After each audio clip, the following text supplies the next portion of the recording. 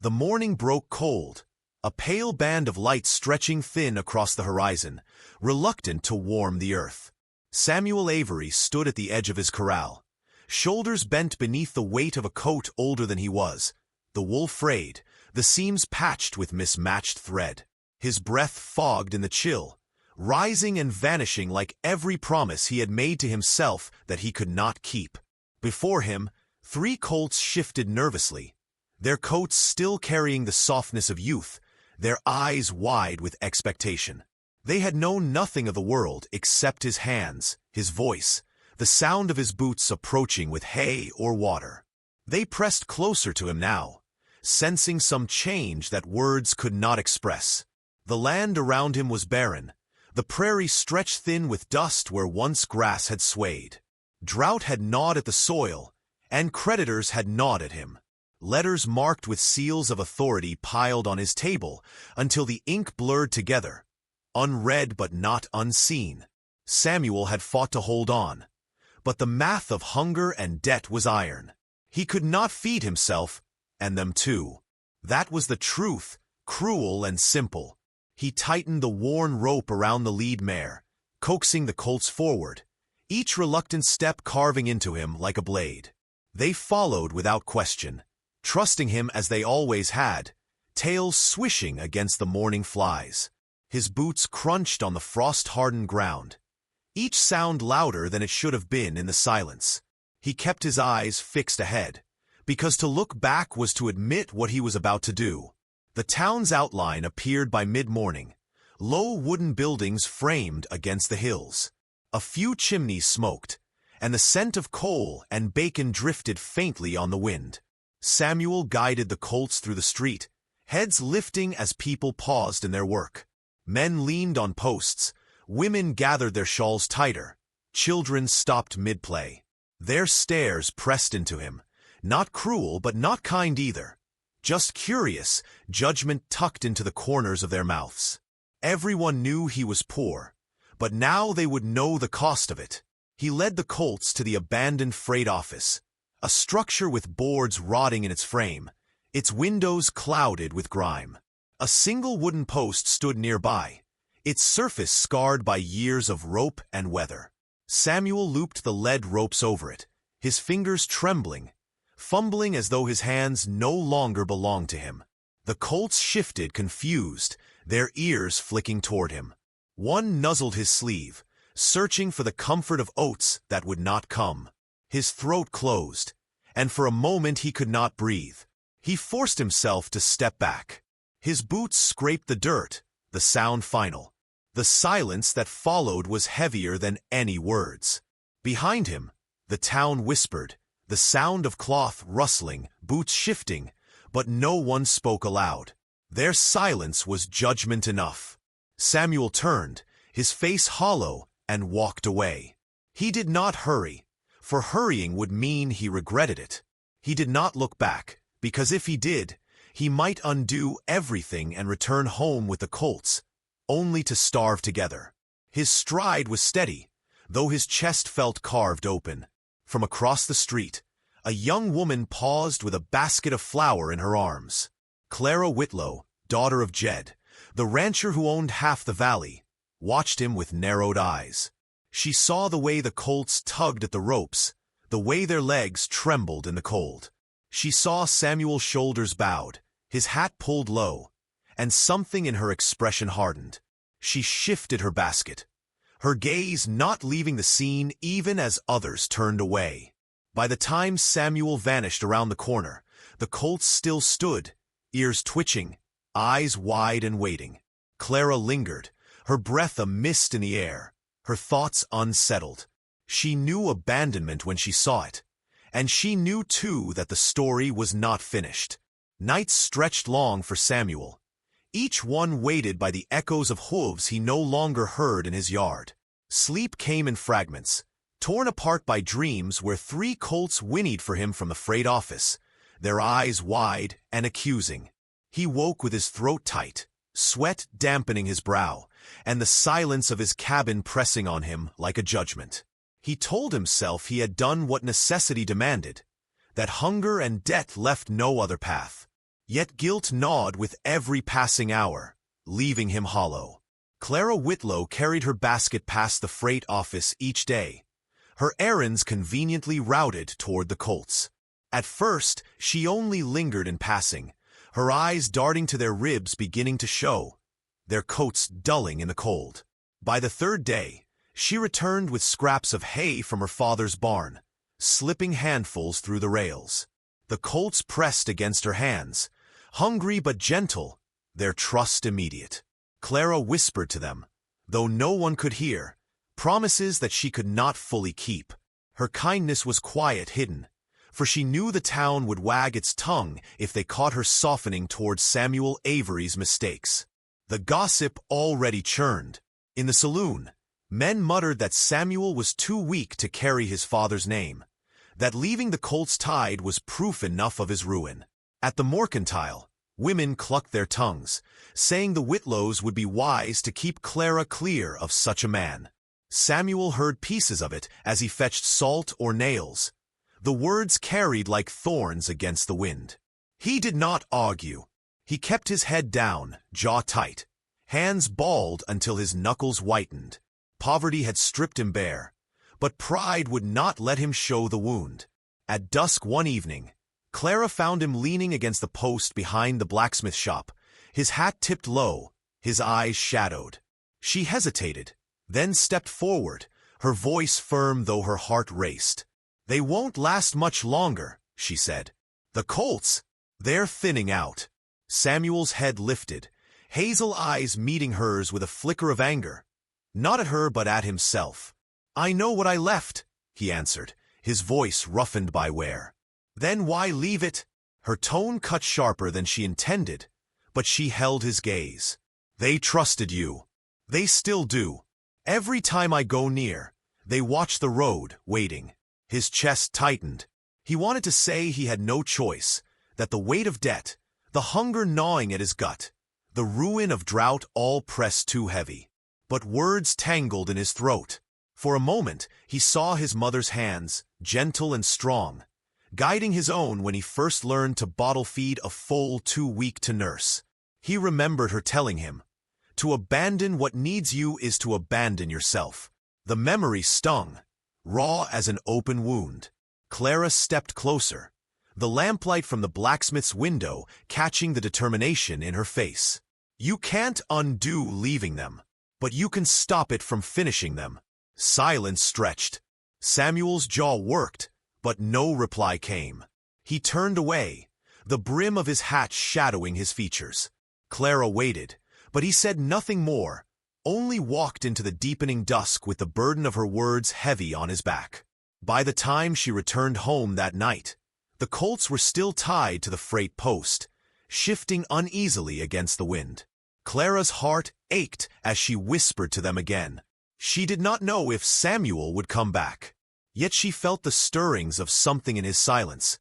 A fight not yet dead, only buried. "You said." The fourth night brought rain, a slow drizzle that slicked the boards of the freight office and soaked the ropes binding the Colts.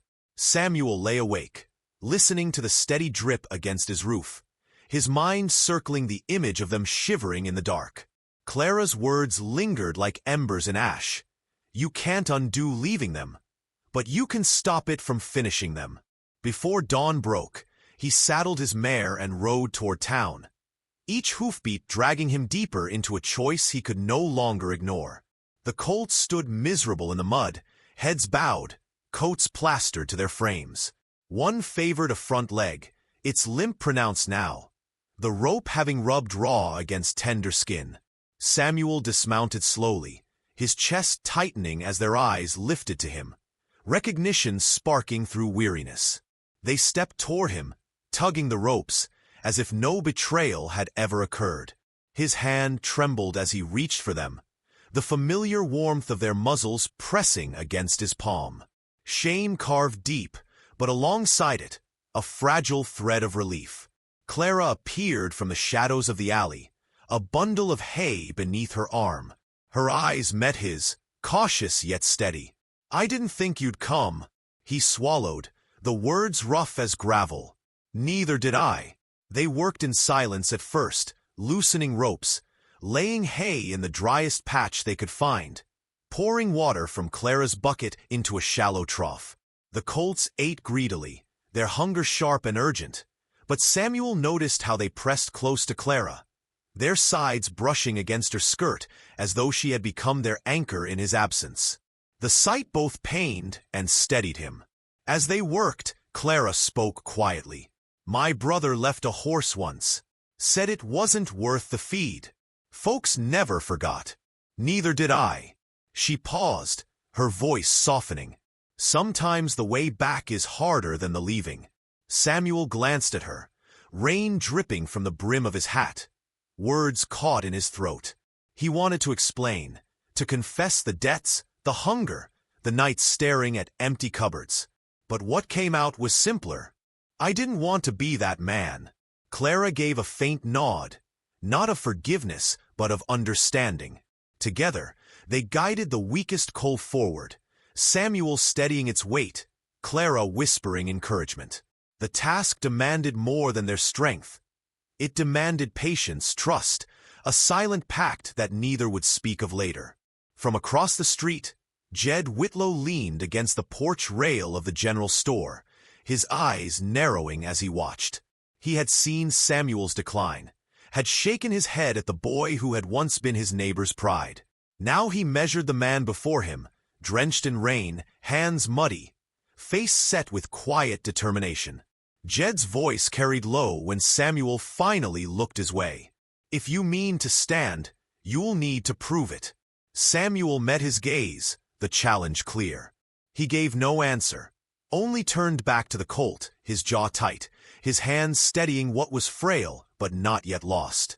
The rain thickened, tapping harder against the rooftops, while the streets emptied of townsfolk. The colts huddled together, the weakest leaning into Samuel's shoulder, as if he were the last barrier between them and the storm. Clara stood nearby, her expression unreadable, her presence unwavering. Thunder rolled over the valley, and with it came the distant sound of horses. Heavy hooves pounding toward town, harsher voices riding the wind. Samuel stilled, the rope in his hands taut.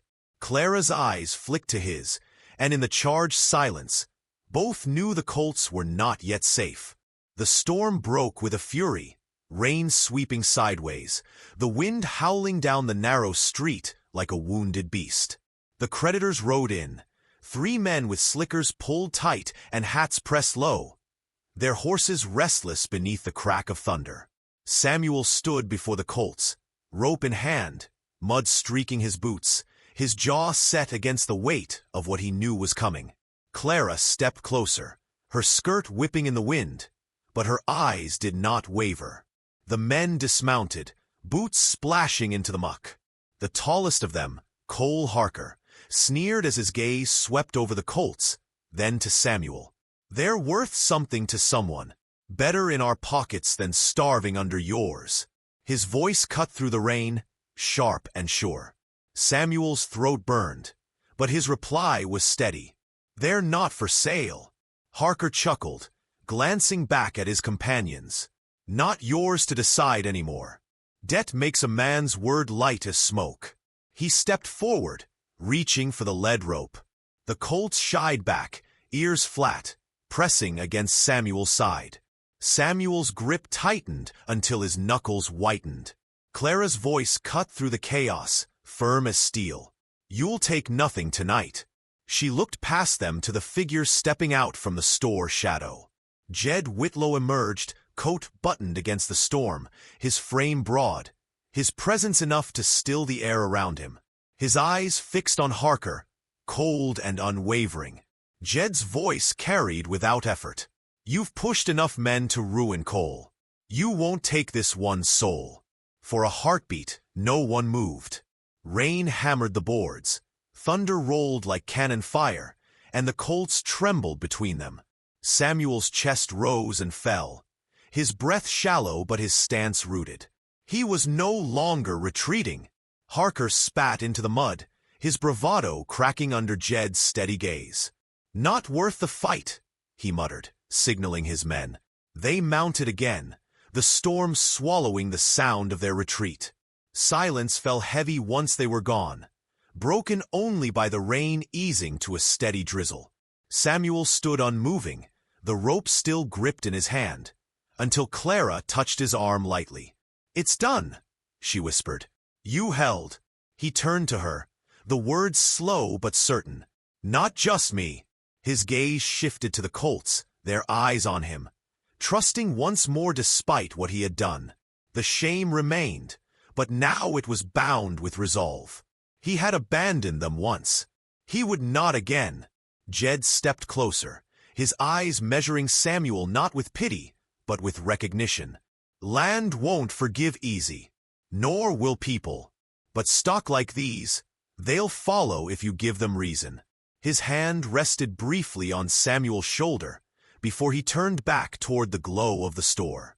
When the storm cleared, Samuel and Clara led the Colts along the muddy road toward his ranch. The sky was streaked with pale light, the scent of wet earth rising around them. The Colts moved close, no longer fearful, their steps uneven but steady. Samuel's boots sank deep into the soil, yet for the first time in months, he felt the ground firm beneath him. At the gate of his land, he paused, watching the Colts step into the pasture, their coats damp, their bodies fragile yet alive. Clara stood beside him, her expression softened by the quiet of the moment. Samuel's voice came low, roughened but sure. "I left you once, never again." The words carried no grandeur, only truth. The Colts lifted their heads to the rising sun, and in that fragile light, Samuel felt something stir within him. A beginning, not an end, carved from hardship, bound by second chances.